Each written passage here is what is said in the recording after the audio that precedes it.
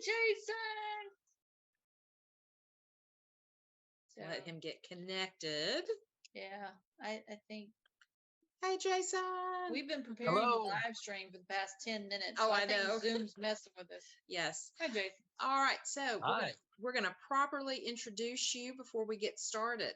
Jason Markiewitz is a 2-time award-winning audiobook narrator and 4-time award-nominated audio drama producer.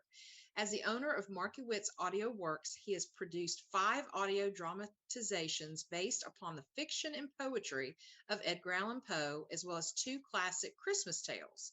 His production of The Cask of Amontillado has already been recognized as a Seneca Award nominee in the People's Choice Audio Drama of the Year category, and is also a 2023 nominee for the coveted Saturday Visitor Award in the adaptation category. When not narrating books and creating audio dramas, Jason is a 25-year officer in the United States Air Force and is currently stationed at Shaw Air Force Base, South Carolina. He is married to his wife, Diana, who is also his cover model for his production of Annabelle Lee, and with her share 2 sons, Nicholas and Andrew, and their daughter, Victoria, who can be heard in The Raven as Lenore and in Cask as the female attendant. You can check out his work on YouTube at Markiewitz Audio Works Presents on Facebook and LinkedIn. Tonight, he will be presenting a dramatic reading of the 1843 Poe classic, The Telltale Heart. After this reading, we will speak to Jason about his work and answer your questions. Without further ado, our friend in Poe, Jason Markiewitz. Yay, Jason. Hey, thank you all very much. I really appreciate the intro. Yes, thank you. And welcome to the launch party. And just we want to remind everybody out there, keep continuing to pledge to Sarah's Kickstarter. And she's already raised, I think, what was it up to last time, Jeannie? 3,600. 3,600. Oh man, they've passed the main goal for today. 1,500 was the goal. Yes, and we doubled it and gone more. Yes. So, and then Sarah says, "What? I was in the Air Force too, Jason." So Sarah was in the Air Force also. Yeah.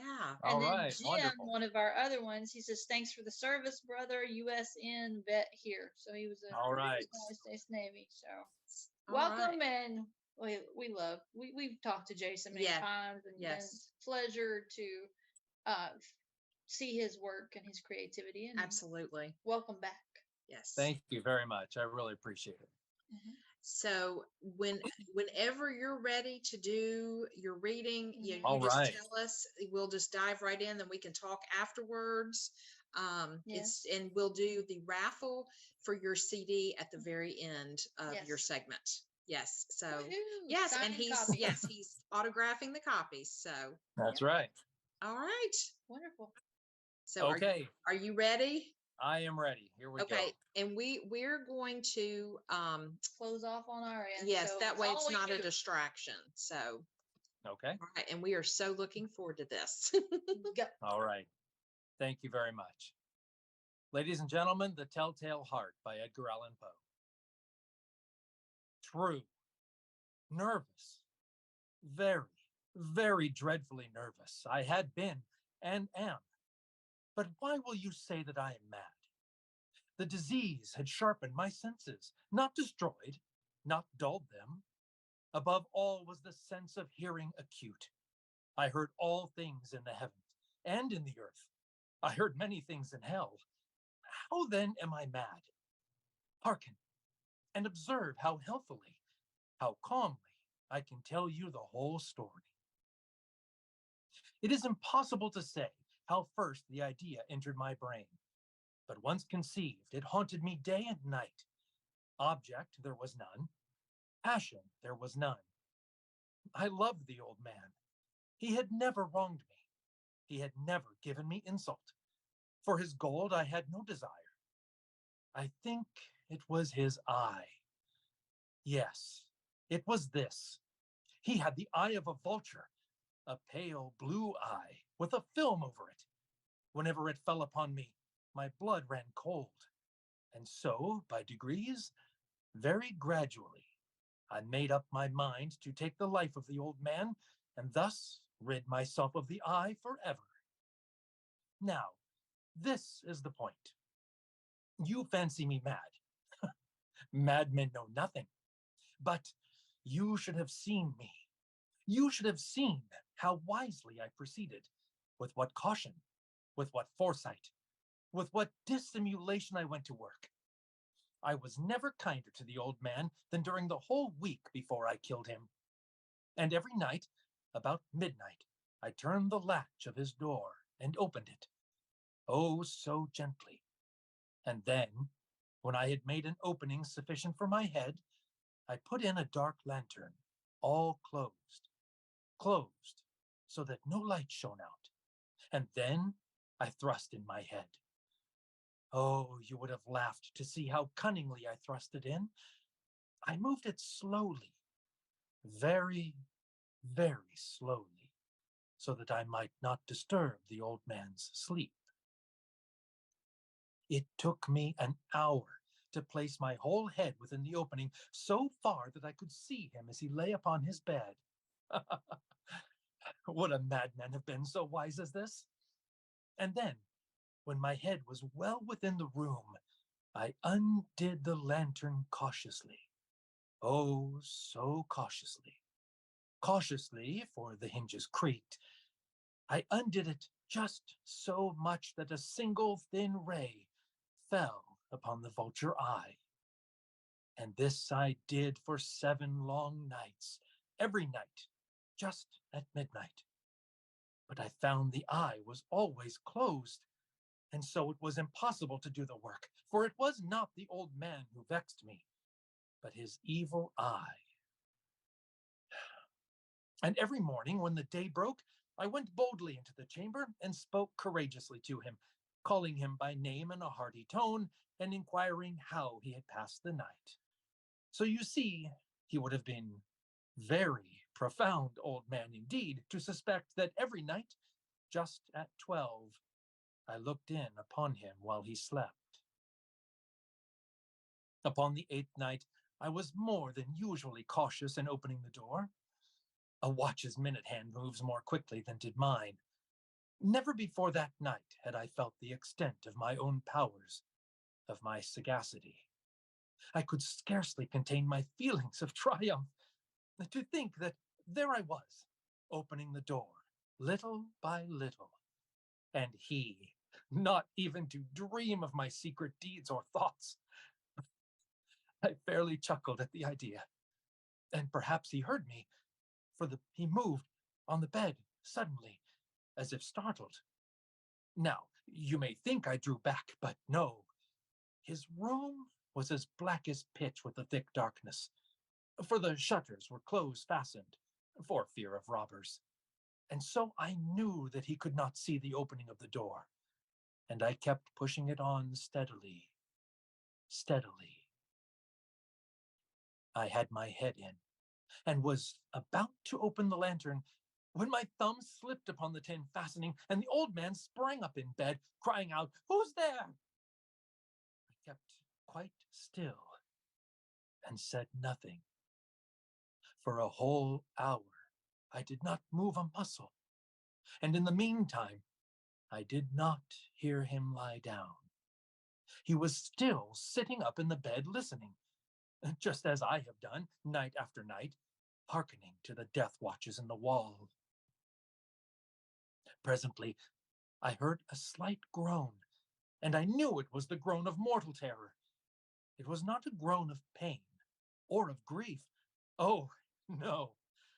It was the low, stifled sound that arises from the bottom of the soul when overcharged with awe. I knew that sound well.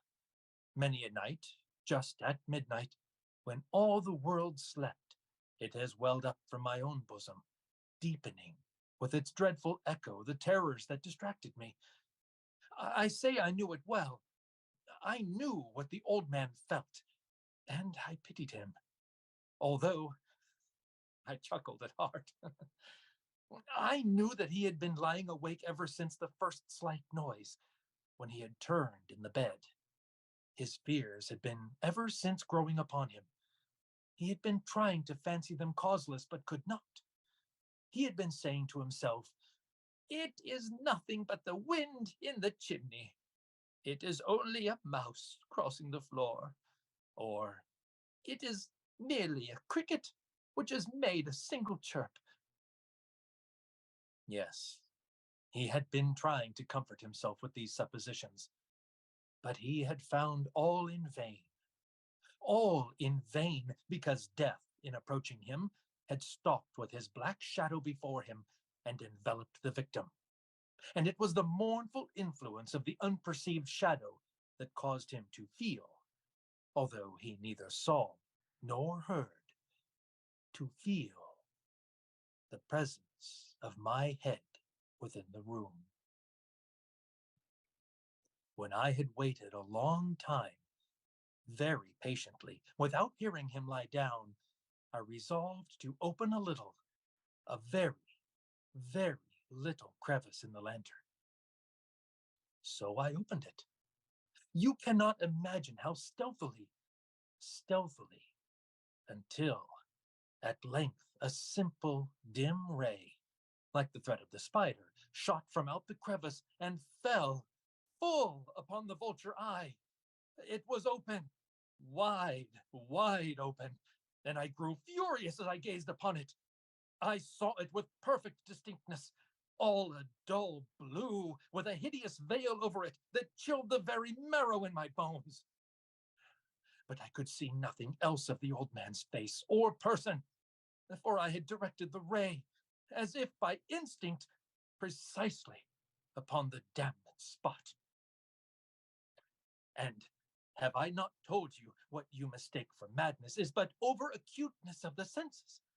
And now, I say, there came to my ears a low, dull, quick sound, such as a watch makes when enveloped in cotton. I knew that sound well, too. It was the beating of the old man's heart. It increased my fury as the beating of a drum stimulates the soldier into courage. But even yet, I refrained and kept still. I scarcely breathed. I held the lantern, motionless. I tried how steadily I could maintain the ray upon the eye. Meantime, the hellish tattoo of the heart increased. It grew quicker and louder every instant. The old man's terror must have been extreme. It grew louder, I say, louder every moment. Do you mark me well? I have told you that I am nervous. So I am. And now, at the dead hour of the night, amid the dreadful silence of that old house, so strange a noise as this excited me to uncontrollable terror. Yet, for some minutes longer, I refrained and stood still. But the beating grew louder. I thought the heart must burst, and now a new anxiety seized me. The sound would be heard by a neighbor. The old man's hour had come. With a loud yell, I threw open the lantern and leaped into the room. He shrieked once only. In an instant, I dragged him to the floor and pulled the heavy bed over him. I then smiled gaily to find the deed so far done. But for many minutes, the heart beat on with a muffled sound. This, however, did not vex me. It would not be heard through the wall. At length, it ceased. The old man was dead. I removed the bed and examined the corpse. Yes, he was stone dead. I placed my hand upon the heart and held it there many minutes. There was no pulsation. He was stone dead. His eye would trouble me no more. If still you think me mad, you will think so no longer when I describe the wise precautions I took for concealment of the body. The night waned, and I worked hastily, but in silence. First of all, I dismembered the corpse. I cut off the head, and the arms, and the legs. I then took up 3 planks from the flooring of the chamber, and deposited all between the scantlings. I then replaced the boards so cleverly, so cunningly, that no human eye, not even his, could have detected anything wrong. There was nothing to wash out, no stain of any kind, no blood spot whatever. I had been too wary for that. A tub had caught it all. When I had made an end of my labors, it was 4 o'clock, still dark as midnight. As the bells sounded the hour, there came a knocking at the street door. I went down to open it with a light heart, for what had I now to fear? There entered 3 men, who introduced themselves with perfect suavity as officers of the police. A shriek had been heard by a neighbor during the night. Suspicion of foul play had been aroused. Information had been lodged at the police office, and they, the officers, had been deputed to search the premises. I smiled, for what had I to fear? I bade the gentleman welcome. The shriek, I said, was my own in a dream. The old man, I mentioned, was absent in the country. I took my visitors all over the house. I bade them search well. I led them, at length, to his chamber. I showed them his treasures, secure, undisturbed. In the enthusiasm of my confidence, I brought chairs into the room and desired them here to rest from their fatigues, while I myself, in the wild audacity of my perfect triumph, placed my own seat upon the very spot beneath which reposed the corpse of the victim. The officers were satisfied. My manner had convinced them. I was singularly at ease. They sat, and while I answered cheerily, they chatted of familiar things. But ere long, I felt myself getting pale and wished them gone. My head ached, and I fancied a ringing in my ears. But still they sat and still chatted. The ringing became more distinct. It continued and became more distinct. I talked more freely to get rid of the feeling, but it continued and gained definitiveness until, at length, I found that the noise was not within my ears. No doubt, I now grew very pale. But I talked more fluently and with a heightened voice. Yet the sound increased, and what could I do? It was a low, dull, quick sound, much such a sound as a watch makes when enveloped in cotton. I gasped for breath, and yet the officers heard it not. I talked more quickly, more vehemently, but the noise steadily increased. I arose and argued about trifles in a high key and with violent gesticulations, but the noise steadily increased. Why would they not be gone? I paced the floor to and fro with heavy strides, as if excited to fury by the observations of the men. But the noise steadily increased. Oh, God, what could I do? I foamed, I raved, I swore. I swung the chair upon which I had been sitting and grated it across the boards, but the noise arose all over all and continually increased. It grew louder, louder, louder, and still the men chatted pleasantly and smiled. Was it possible they heard not? Almighty God, no, no, they heard. They suspected. They knew. They were making a mockery of my horror.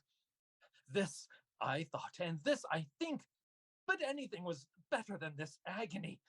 Anything was more tolerable than this derision. I could bear those hypocritical smiles no longer.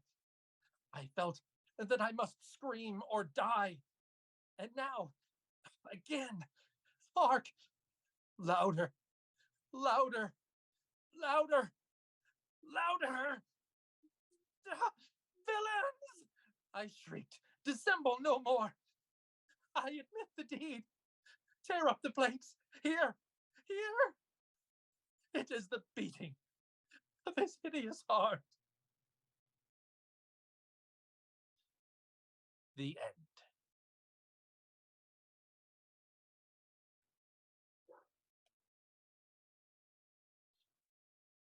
The end. That was amazing. Jeannie was just commenting about like your inflections of just how you read it was just so really cool. Thank you. Very, very nice. It must have been something because the dog started barking. So it's good when the dogs start barking. Absolutely, absolutely.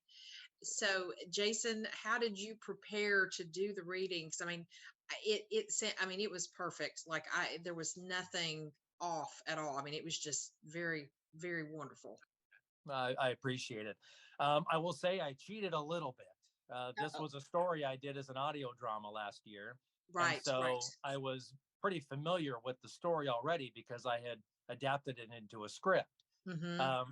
But as you know, and if you listen to the work, the script is different from the story. Right. I changed some of the dialogue, created a couple of characters. The police had a lot more to do. They walked around the house, they examined the things Mm-hmm. that were described in one sentence was an entire scene in the Yeah. audio drama. So there were some nuances. And as I read through this multiple times, I had to get out of the audio drama mode and I had to get back into this story. There were some things that I changed in the dialogue of the guy that just changed the way he said certain parts. And so as I read through it, and of course I had to read it out loud when I was preparing for it, Mm-hmm. I found myself reverting back to the way I wrote it for the audio drama and not about this. And so I said, well, I can't just be staring at something and reading it the entire time. I need to be able to look up. I need to be able to be familiar enough with it to where I can, pause at the right time, come back in at the right time, use gestures, vocal inflections, all that stuff. So I have to know this story, not the one that I dramatized. Right. And so it was a little bit of cheating because I'd done it as the audio drama, but I think that also provided a little bit of a problem because I had been familiar with that and I had to get back to the story. So it really, I think, was a good preparation because I had to really focus on Edgar Allan Poe's story and become more familiar with it as it was written. Yeah. I mean, I can understand that would be a hard transition when you're used to focusing on one, but that also is what makes voice actors and actors in general so good at what they do. Is they're able to adapt and to change and to accept that, oh, this is good, but I need to go back to this or something like that. And from our YouTube, we have Sarah says chilling. That was brilliant. Jim says this narrator will need a drink. And Melanie says amazing reading. And then we have Sydney joining us, and Sydney happens to be your Sydney. Oh, hi, Sydney. And she's joining us from North Carolina. And she goes, you would make a very good audiobook narrator. And I believe you are you not, Jason, already? He is. So, I am. Thank you. Yeah. And she says, hi, Carmen. Hi, Sydney. Thank you for joining. And Jim says Jason used deep, insane dives, very effective. Oh, so thank deep you. diving, Yes. And it's very well. Carmen and my other friends know that it's not that I have anything against it, but I can't stand to listen to somebody read to me.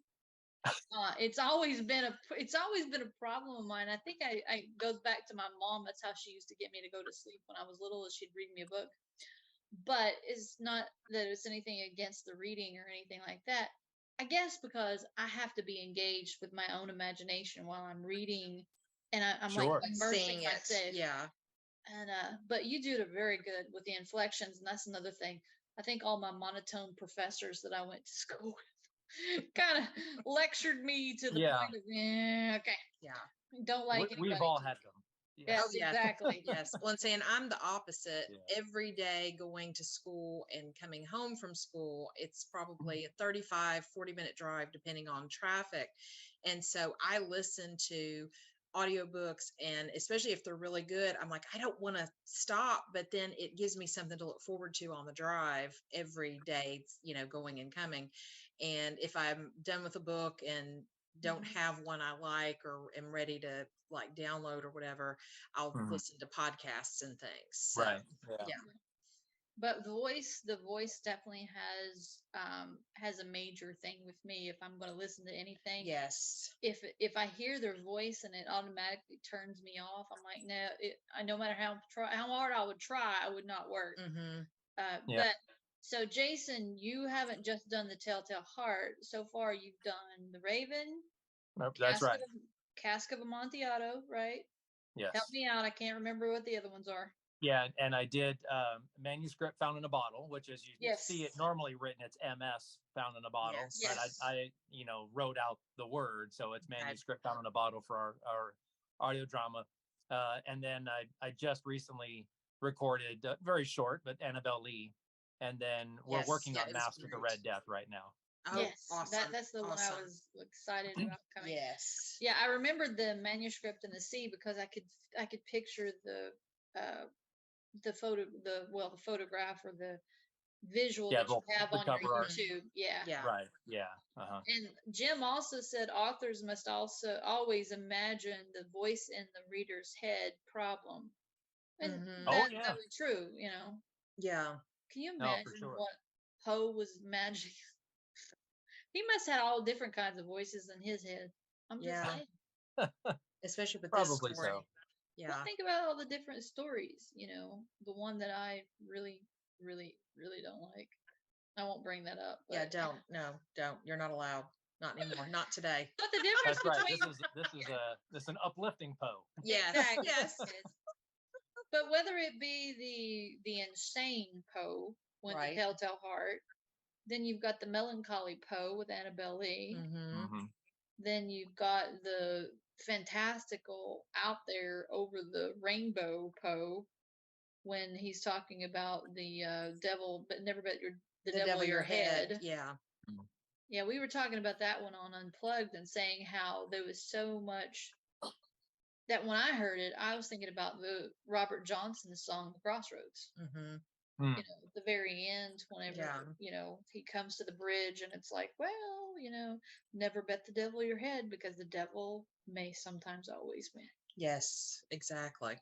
So, but what else are you doing, Jason, besides moving to South Carolina? I know I've seen on your Facebook that you've been having a busy few months yes. there. Yeah, it has been. It's been really good. The move, like any move, is challenging, and you've got to break everything down and pack up, and then hopefully you find a place where, the recording space is either as good or better, and especially when you're, working all day and then you try to do voiceover work, in the evenings and things like that. And very fortunate that the place I'm in now is absolutely that. And so I've got a good studio set up here, and I'm able to continue with the voiceover work and audio drama productions. Oh, that's great. So, yeah, and so I've been posting a lot about what we're up to, and I think right now, the project that's got my attention at the moment is our Christmas production for 2023 with Artaban and the Quest for the King. Yeah. And so each year I've made it a point, and I say each year like it's been going on forever, but I mean last year was the first one that I really dedicated to doing a Christmas production. So I'd done works of Poe, and I really love doing that, but I also wanted to do something around Christmas because Halloween and Christmas are two big holidays in my house, at least. So we've got a lot of the Poe works, but I'm really passionate about doing family friendly, heartwarming kind of Christmas stories as well. Mm-hmm. And so last year we did a very little known work called 3 Christmas Trees by Juliana Horatia Ewing. A lot of people had never heard of her as an author, had never heard of the story. And so when we put it out there as an audio drama, which was a very unique style, by the way, because it's largely narrative. And so I decided to do it with like 80% narration, but key points in the story to do dramatized vignettes and to put them in as 3 or 4 chunks inside the story, but throughout you're hearing music and sounds and that kind of stuff. It has a dramatized element through the whole thing, but it does focus on key points in this child's life as he grows from youth to adulthood, where you have these dramatized vignettes. And I really like that style. It's different from audio drama. It's not quite audio book. It's a blending of the two.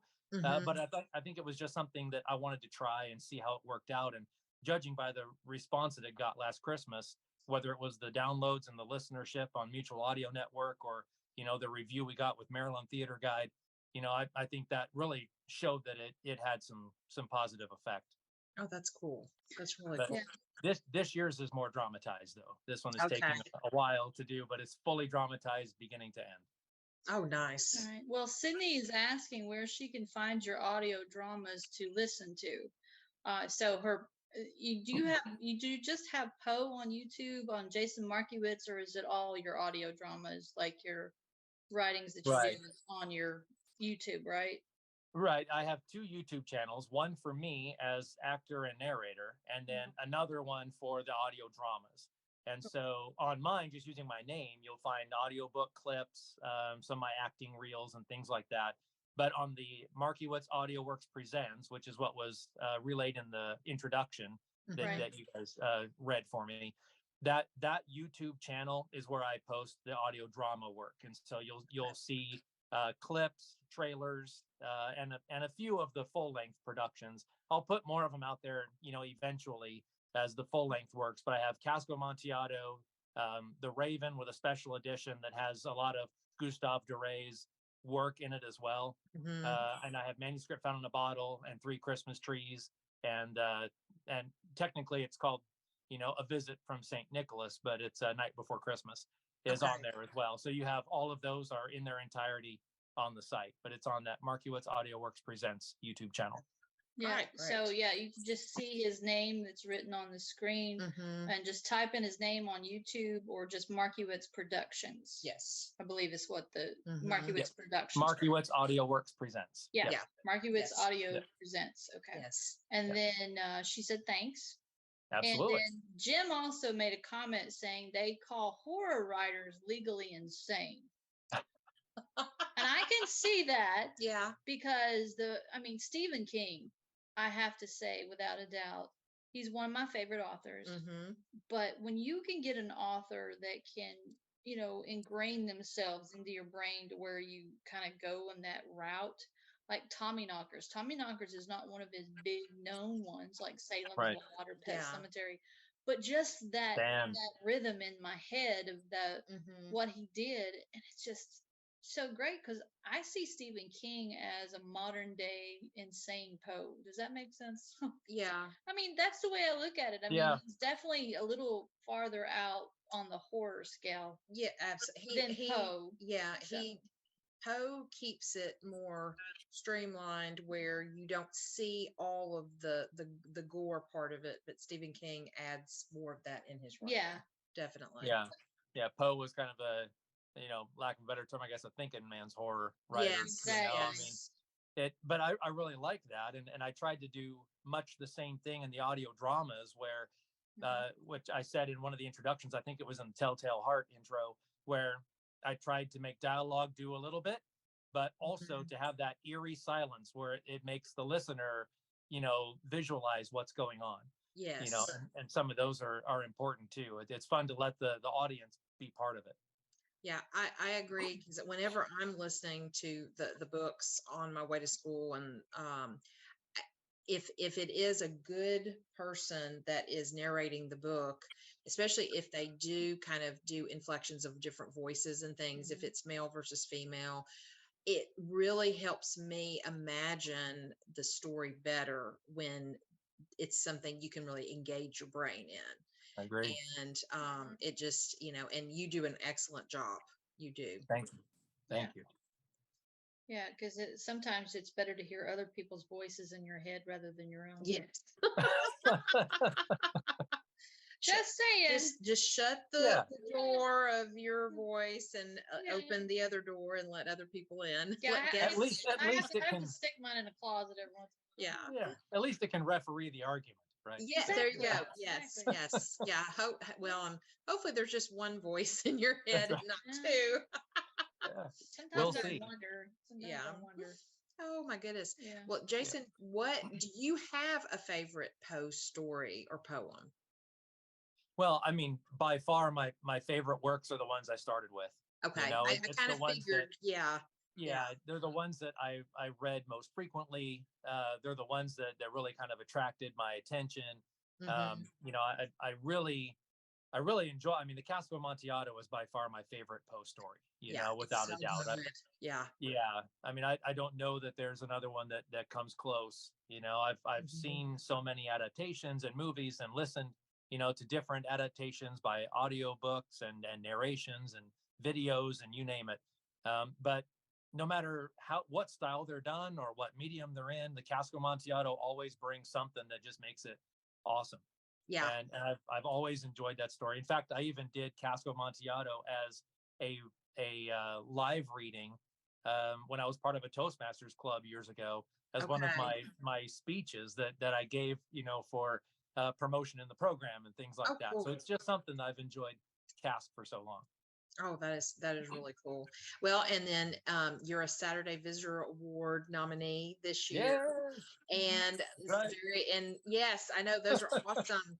And I was going to say, in Poe's story, Manuscript in a Bottle was what he won the Saturday Visitor Award for. So that's right. That's it's very nicely tied together. Tied together, this, yeah.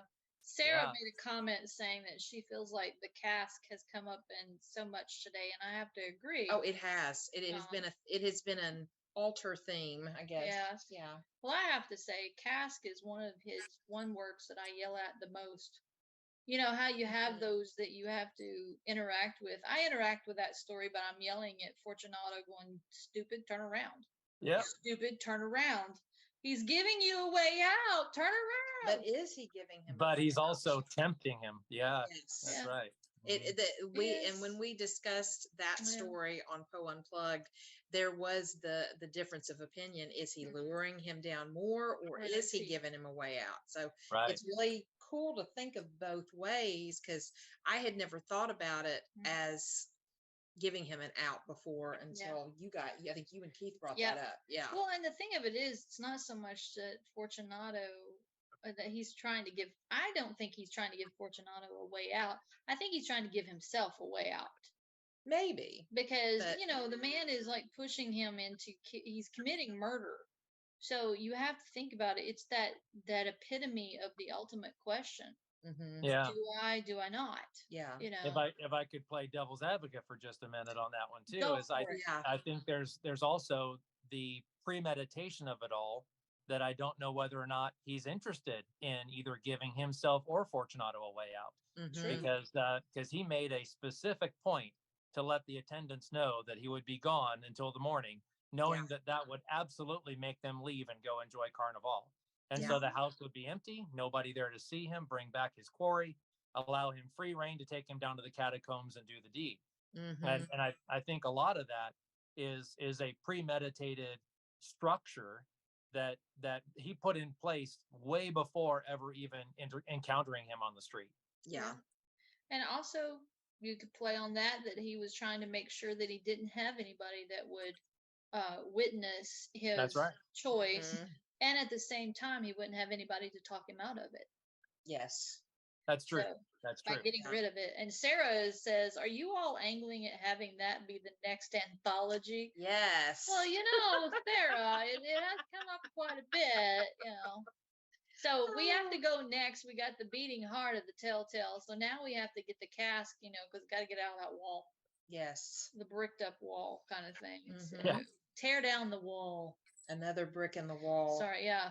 Oh yeah, another brick in the wall. There you go. There you go. But we do need some Pink Floyd. But we do need education. Yes, we do. Yeah, we do. I love the song, but being a teacher, I kind of I had a love-hate relationship with that song. I loved it when I was in school because I hated being in school and hated my teachers. But then I became a teacher, and even my teachers went, "What?" Yeah. I'm like, yeah, don't rub it in. Yeah. Well, we all looked at the end zone, right, in our schooling and going, okay, well, I'll be a senior in high school in no time, right? And then, okay, well, now it's going to be college. Oh my gosh, that's forever. And then it's over. And now I realize that I've had educational years beyond that. And I turn around and then my kids are like, high school is never going to show up. And I'm like, oh, you just wait. Yes. Don't wish it away. It's coming. Yeah, it's a blink of an eye. I tell the students that all the time. And they just, it's just funny. But I will say that Poe is alive and well in our younger generation, because when at the beginning of the year, when I'm kind of introducing myself and kind of give a little overview of some of the things we're going to talk about and read, they get so excited when I bring up Poe. It's like, well, how much are we going to read? And so I'm like, well, what did you read, in the past few years? And they just start rattling off things. And it just tells me a lot of their teachers love Poe as much as, we do. And it just makes your telltale heart full, because that they, he is timeless. I think he'll be talked about Yeah. literally forevermore, infinitely. I really do. Well, especially when he starts showing up in graphic novels and in comics and Yes. all that. So he really is spanning all the different age groups and all the different genres that a lot of people fall into. Mm-hmm. I'm still waiting for the Edgar Allan Poe anime or the manga, Yeah.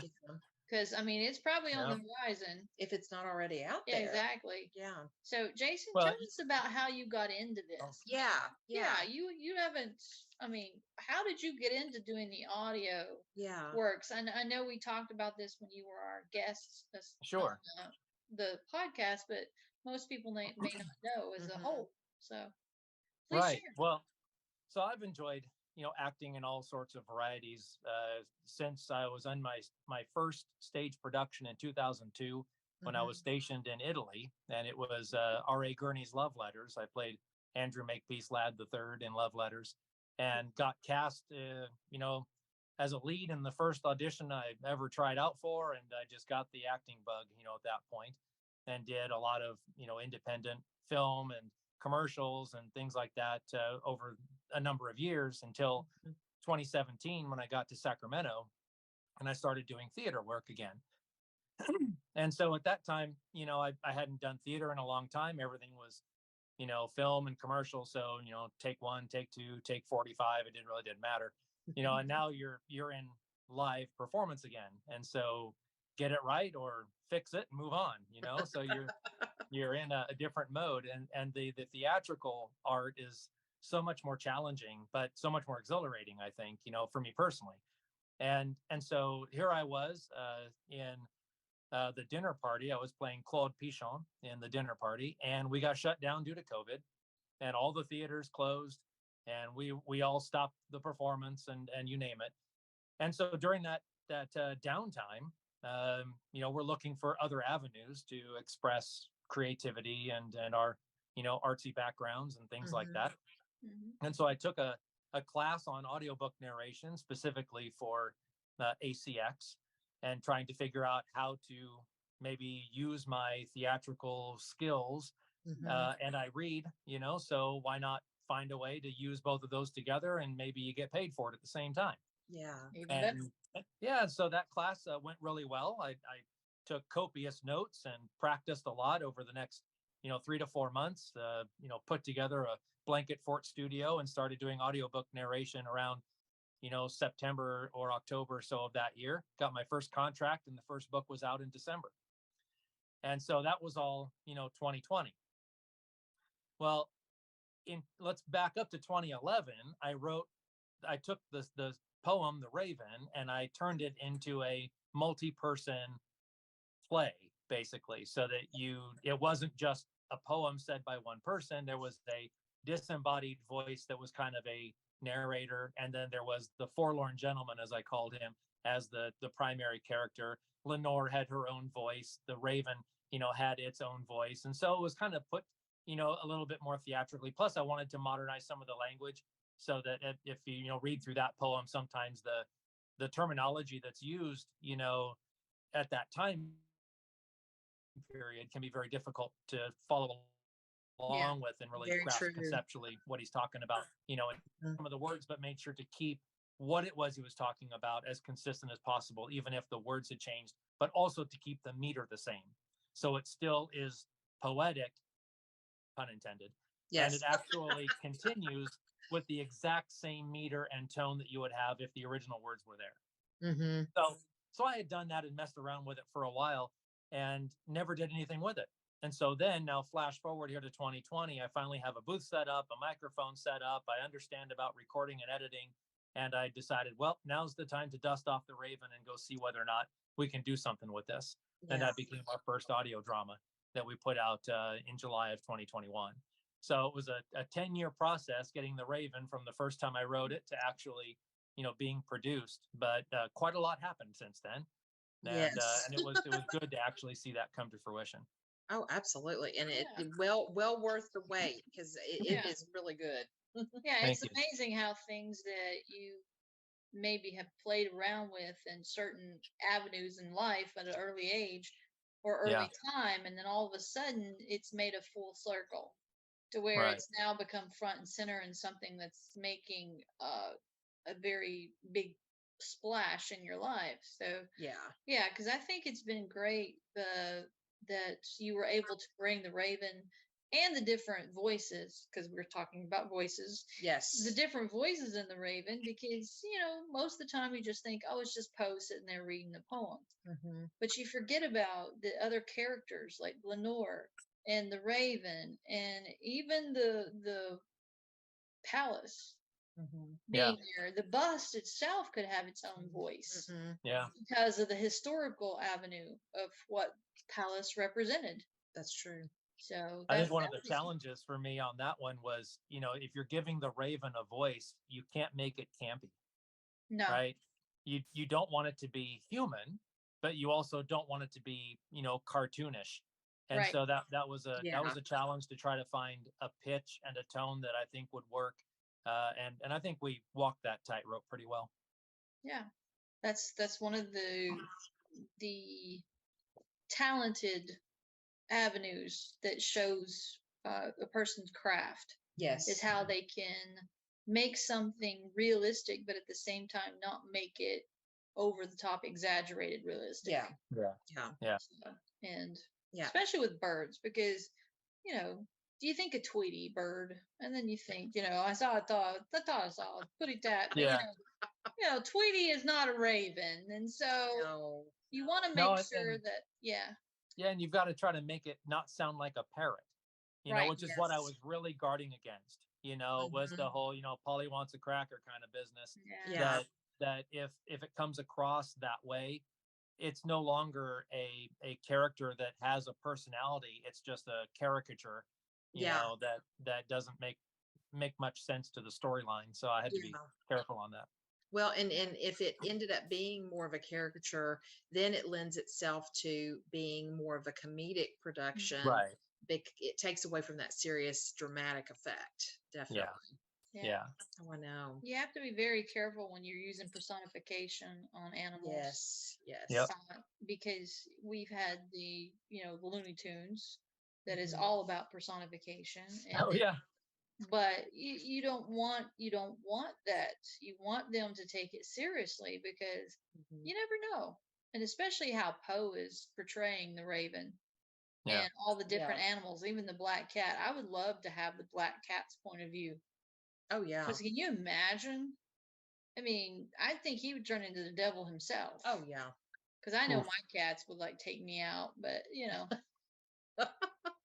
the ghost of the black cat coming back to take his revenge. I think that should be that should be taken into consideration. That's true.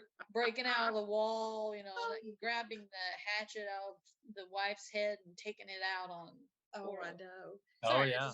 Well, we're getting close to the end of the hour, and so why don't we go ahead and do the raffle for your CDs? Yes. All right. And make sure Jeannie's going to pull up the Poe is Right wheel to spin. Yes, and for everybody, there is still time to whatever. Pledge. Yeah. Yes. Go to the Kickstarter and pledge. Yes, we have got another one that has pledged, so I have to add their number to this. So that's great. And so you'll see this. Here's Telltale Heart. It focuses. There we go. Maybe. Yeah. It's not going well. There we go. There we go. There we go. Yeah. Back it up a little bit. Yeah. Yep. Got all our information on there, and the cover art, amazingly designed. My brother is our graphic artist. He just does fantastic work. Awesome. Yes, Yeah. he does. It's really Are beautiful. we doing one or two raffles? Just one. Let's see. You're just gonna. It's one. It's two CD set for one person. It's 3 CDs. Three. Yeah, it's Okay. it's the Raven, Castle Amontillado, and the Telltale Heart together as a package, and Okay. we can do 2. Okay. Oh, okay, we'll do two. All Well, right. thank So you. here's the Thank first you. one. Dun, dun, dun, dun, dun, dun, dun, dun, dun. Hey, it's better than the bonanza I was doing earlier. Well, I was doing All the right. Price is Right. Yeah. All right. Our first winner is number 15, and number 15 on our list is Finley with. I think that says Wilson. Finley Wilson. Yay! I think Finley was actually on Okay. here earlier. I don't know if there's. Okay. Finley's still on here. Congratulations, Finley. Congratulations, Finley. Welcome to the winning club. And you're gonna spin the wheel again. Yeah, I got to take 15 off here first. So Okay. hold on. Got to make sure I don't have any doubled up numbers. All right, here we go. And spinning. Spin, spin, spin, spin. Dun, dun, dun. Dun, dun, dun. Dun, dun, dun, dun. And our second winner is number 10. And number 10 on our list is Zach Fizzle. Or Fizzle. Sorry if I mispronounce your name, Zach. It's Fissel, Zach Fizzle. So he's our second winner.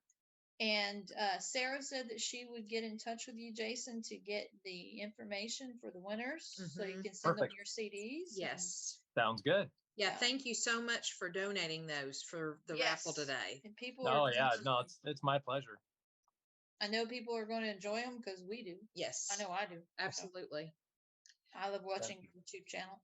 I know.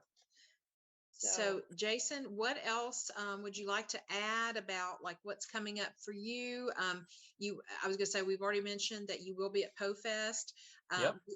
I will be there with my husband. Jeannie can't make it, unfortunately. No, not this time. But we'll have a vendor booth, so we'll definitely get to see you and meet in person. So I'm really excited about that. So yeah, as a Saturday visitor nominee, I've got a little table space where I'll have some things set up there as well. Right. So I'll be, vending at the same time, and then going to the Black Cat Ball, of course, where the winners will be announced, and we'll see how things go from there. Yeah, we're not going to the Black Cat Ball this year. We have been to the Poe Fest every single year that it's been. I think this is the 6th year. I think we decided, and we've been to the Black Cat Ball every year. So this year we just decided let's do something different, and so we won't be there. But I will be so anxious to hear from you guys because several of the people we know are nominated. So it's going to be really exciting to see who wins. So I'll be posting frequent updates on my Facebook page, and making sure that things are well known about how things are going. Yes. Oh, yes. But yeah, anything else you want to add? Because we've still got about 7 minutes before your time slots. I would like to say that we do have the winner Finley on our list. He is Cirque Demonic, my favorite one of the day. Yes. Yes. She loves his hand. I love the handles. Yes. The username Cirque Demonic. I'm like, oh, all right. So yeah, congratulations. He's on here watching. So you're Great. Congrats, Finley. Yes, congrats. And we will get you your 3 CDs as soon as Sarah can get there, or as soon as we can make it happen. Absolutely. All right. So back to you, Jason. Yes. So impart on us any other wisdom. I appreciate it. So, I'll just put a quick plug in for, the project that we're currently working on, because it kind of relates to a lot of the audio dramas, whether or not it's Poe based or otherwise. The scripts, we take copious time to produce a script that we think is going to be very well read and listened to, and the sound effects and the music will all really help it move forward.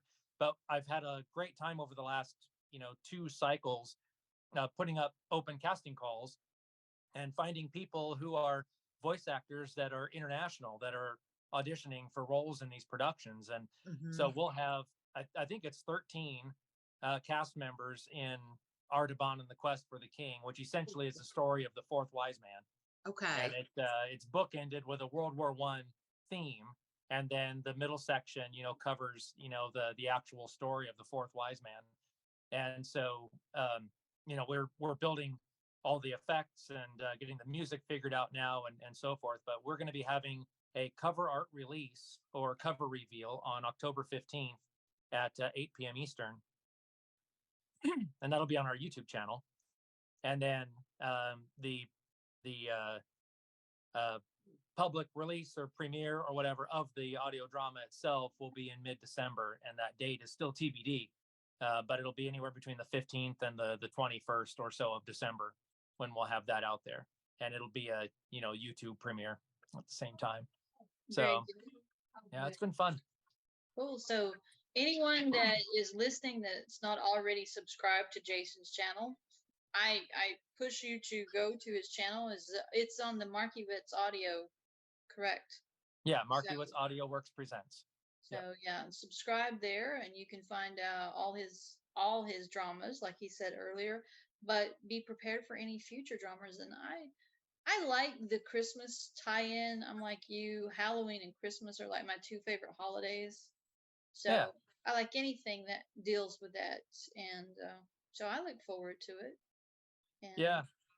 what I know more my do you musician. have? Yeah, My I'm sorry, musician that has done the majority of the music for all the Poe work so far. Yes. When he had to score, excuse me, when he had to score 3 Christmas trees, had not done a lot of Christmas themed things before. So, one of the beauties of a lot of this stuff is, challenging voice actors in different types of roles, but it's also kind of challenging for our musician as well. And Hayden really adapted to the Christmas theme, just like he had never done a nautical theme before when we did Manuscript Found in a Bottle. And so a lot of these things are trial and error, first works for him, really kind of building a resume and a repertoire that has so many different genres built into it, that he's just a great talent, and I love having him on our project. Sounds like a great addition at any time, especially if he's able to jump in there and adapt so well. Oh yeah. Because sometimes it's really hard if you're not into certain things to try to be a part of something like that. So that's good. I can't wait to hear it. And I love, to me, I always have to listen to music when I'm reading or anything else because it's that rhythm. Yeah. So adding rhythm to anything like that is great. I can't wait. So now you you get it all at the same time. Yeah. So you said it was to be announced or to be determined or somewhere in December, right? When it's going to release. Right. It'll be mid-December for the release, between the 15th and the 21st. But I'll post, announcements all over the place on Facebook and Twitter/X and LinkedIn. We'll have all kinds of announcements as we establish the date and go forward to release. Perfect. Great. Good. Sorry, I had to step away. No, sure. Somebody was at the door, so I had to go answer the door. We had to answer the door. They're trying to get in. No, you're not allowed. I know. So let me get this straight. You left and then opened wide the door. Yes. Exactly. Yes. Wide door. Nothing more. That's exactly right. Exactly.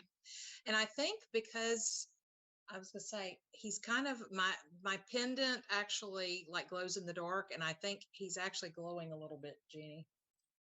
Uh-oh. Yeah, he's glowing. That's even creepier. Nice. It is. That's awesome. Now, if it was a heart beating, that would be even cooler. Yes, that's Glowing true. and beating. Yeah. Yes, but that'd be really freaky. Yeah, well, that'd be right up my alley. That's true. Just saying. Well, Jason, it has been a pleasure having you on here, and we loved the reading. So glad you were able to do that for the event, and we just appreciate you so much. No, thank you so much for having me. This was something I've been looking forward to, and it's great to support Love Letters to Poe. So, congratulations on the fundraising, and best of luck with the production. Yes, absolutely. Right. Well, thank you so much, and good I luck will see Saturday. You this weekend. Yes. Yeah, good luck at the Visitors Award. Yes. And, maybe I'll get to see you next time. Yes. All right. In person. Sounds good. All right. Bye. Bye, everybody.